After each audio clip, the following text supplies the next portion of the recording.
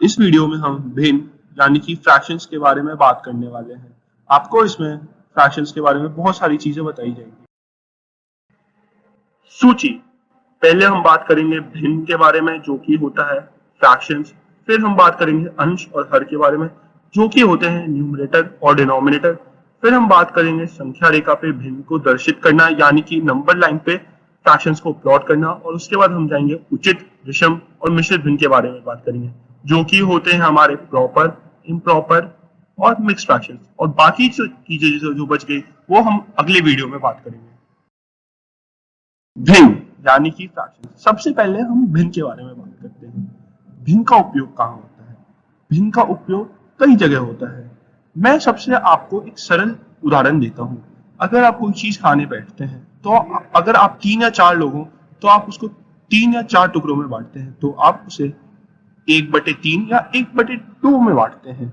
अगर आप इस पिक्चर में देख सकते हैं तो पहली वाली चीज को हमने 1/2 में बांटा है और दूसरी वाली चीज को 1/4 में बांटा है। इसका मतलब है पहली वाली चीज को हमने 2 भाग में किया है और दूसरी वाली चीज को हमने 4 भाग में किया है। अगर इसमें से मैं पहला भाग ले लूं तो इसे 1/2 बोलेंगे और ये वाला भाग ले लूं तो इसे 1/4 बोलेंगे। जैसा कि अभी मैंने आपको बताया था, 1/4 का मतलब होता है कि एक पूर्ण चीज को 4 भाग में काटना और उसमें से एक भाग लेना। वैसे ही 1/2 का मतलब होता है एक पूरी चीज को 2 हिस्सों में बांटना और उसमें से एक हिस्सा लेना। जैसा कि यहाँ पे आप देख सकते हैं, यह एक पिज्जा है जो कि सबने खाया हुआ होगा। तो इसमें से मैं जब इसका एक भाग लेता हूँ तो ये कुल मिलाकर इस 1/6 बनता है, क्योंकि इसमें मैंने 6 भाग किए हैं और उसमें से मैंने एक भाग निकाल लिया, तो यह 1/6 बनता है। 3/5 में 3 को अंश यानी कि न्यूमरेटर और 5 को हर यानी कि डिनोमिनेटर कहते हैं। हर का मतलब होता है कि हमने किसी चीज के कितने भाग किए और अंश का मतलब होता है उसमें से हमने कितनी चीजें ले ली।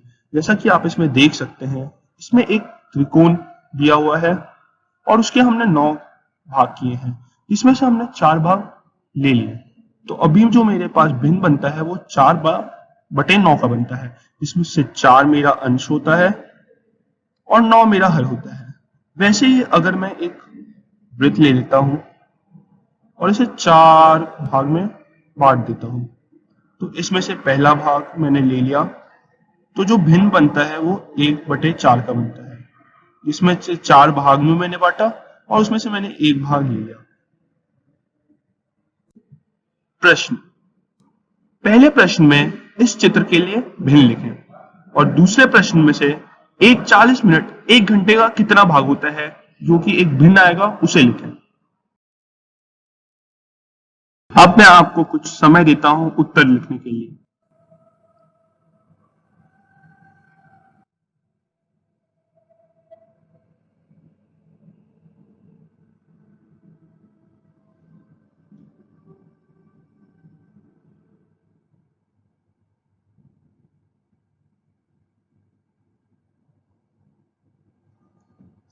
पहले प्रश्न में जैसा कि आपने देखा होगा कि हमने चित्र को 7 भागों में बांटा था, तो नीचे 7 आ गया और इसमें से हमने 3 भाग लिए थे, तो जो भिन्न बनता है वो 3/7 बनता है, जिसमें 3 मेरा अंश होता है और 7 मेरा हर होता है। अभी दूसरे प्रश्न पे आते हैं।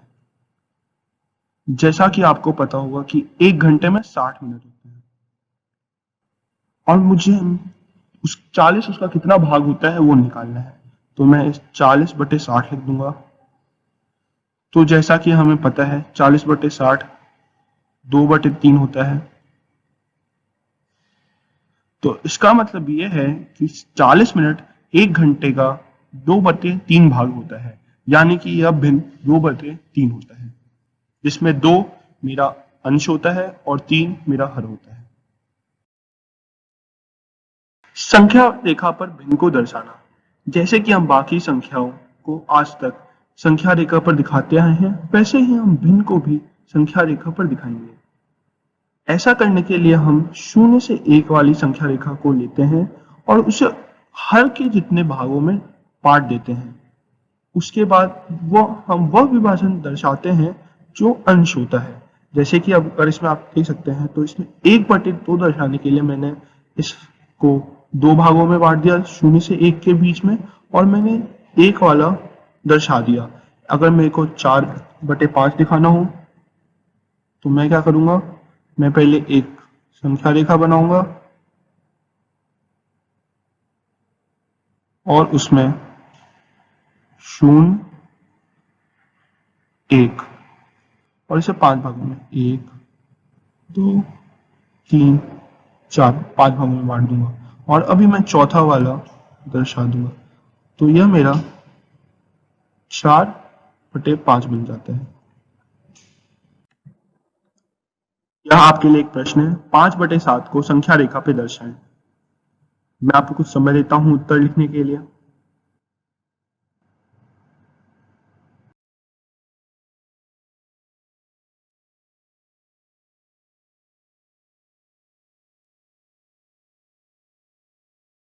तो जैसा कि मैंने आपको पहले बताया था कि आप एक संख्या रेखा बना लें।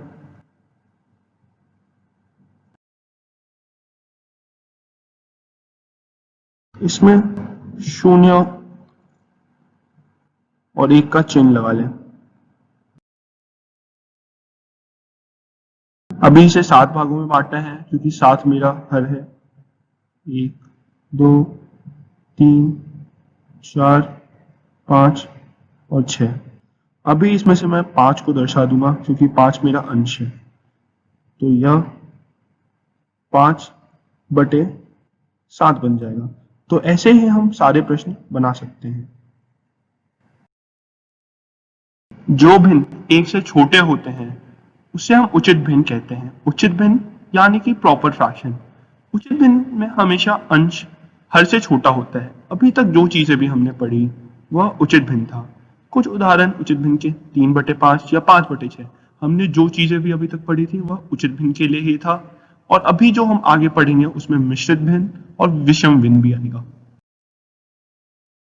विषम भिन्न यानी कि इम्प्रॉपर फ्रैक्शन।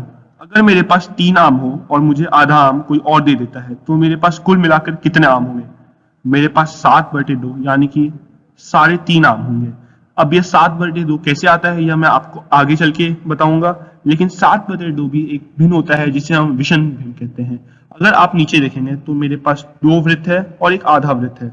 अगर इसे हम मिलाएंगे तो ये 5/2 बनता है, और यह 5/2 कैसे आता है ये भी मैं आपको आगे चल के बताऊंगा। मिश्रित भिन्न यानी कि मिक्स्ड फ्रैक्शंस। अगर हमें 7/2 को लिखना हो ताकि वह एक पूर्ण और एक उचित भिन्न, तो उसे हम 3 1/2 लिखते हैं। तो इसमें 3 हमारा हो जाता है कि मेरे पास 3 आम थे, और 1/2 का मतलब होता है कि किसी ने मेरे को आधा आम और दिया। इसका मतलब कि यह भी हम जोड़ सकते हैं कि 3 में हमने आधा जोड़ दिया। तो अगर आप नीचे देखेंगे तो जैसे मैंने 5/2 लिखा था तो उसे हम ऐसे देख सकते हैं कि मेरे पास 2 पूरे वृत्त हैं जो कि ये हैं, और एक आधा वृत्त था। तो इसे मैं लिखूंगा 2 1/2। तो इसे हम मिक्स्ड फ्रैक्शंस कहते हैं। यह हमें काफी उपयोग में आता है क्योंकि आगे चल के यह हमें लिखने में बहुत ही आसान पड़ता है। प्रश्न, इन्हें उचित और विषम भिन्न में विभाजित कीजिए। मैं आपको कुछ समय देता हूं इसे हल करने के लिए।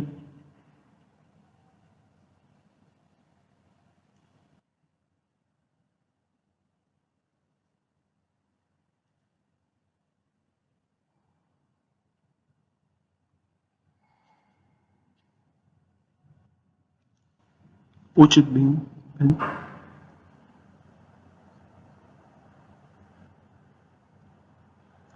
और विषम भिन्न।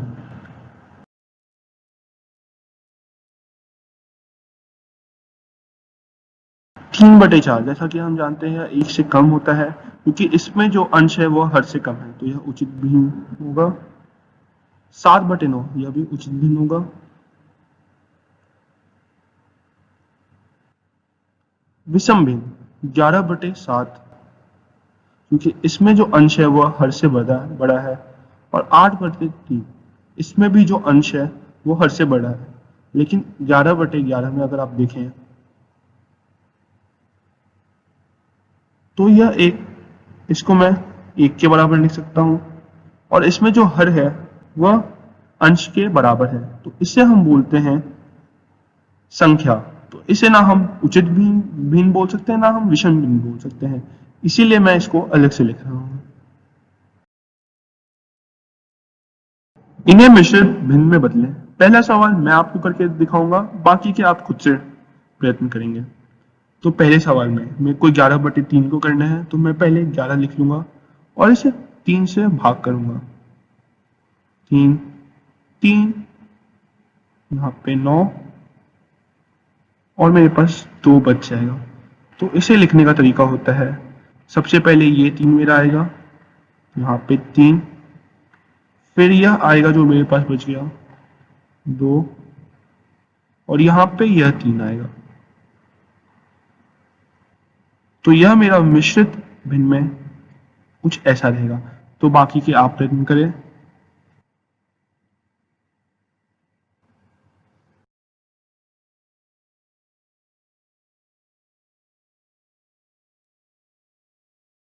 साठ बटे 6 में 7 6, यहाँ पे 1, यहाँ पे 6 और यहाँ पे 1 बच गया, तो इसे मैं लिखूंगा 1 1/6। ऐसे ही 9/4,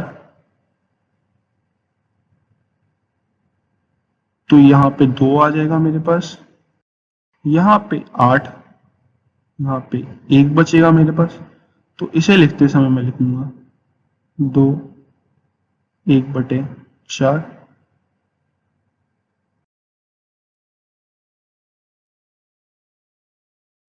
और 110/7।